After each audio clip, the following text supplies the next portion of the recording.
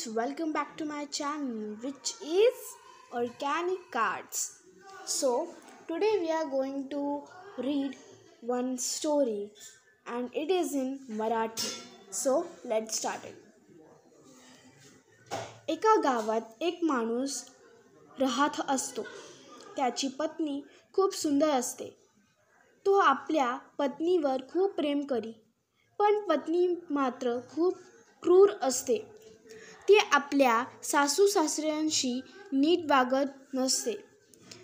ते अंध असतात म्हणून ती सासू सासऱ्यांना छळत असते. एक दिवस त्याची पत्नी त्याला सांगते की तुमच्या आई वडिलांना जंगलात सोडून ये. मी त्यांची काळजी घेणार नाही. सुरुवातीला नवरा ऐकत नाही. काही दिवसांनी ती त्याला सारखे तेच सांगू लागली.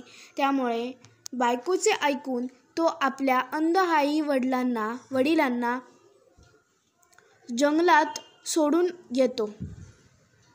त्याचे आई वडील त्याची विनवणी करतात. आम्ही अंध आहोत, आम्हाला सोडून जाऊ नकोस. पण तो त्याचे काहीच ऐकत नाही.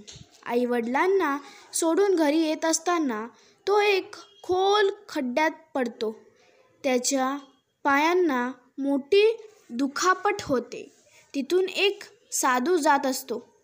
तो त्याला बाहेर काढतो. त्याच्या पायाला खूपच लागते. त्यामुळे तो अपंग होतो. त्याला कळते आपण आपल्या अंध आई वडिलांना एकटेच सोडल्यामुळे देवाने आपल्याला शिक्षा दिली. तो आई वडिलांकडे जातो. त्याची क्षमा मागतो व त्यांना घरी आणतो.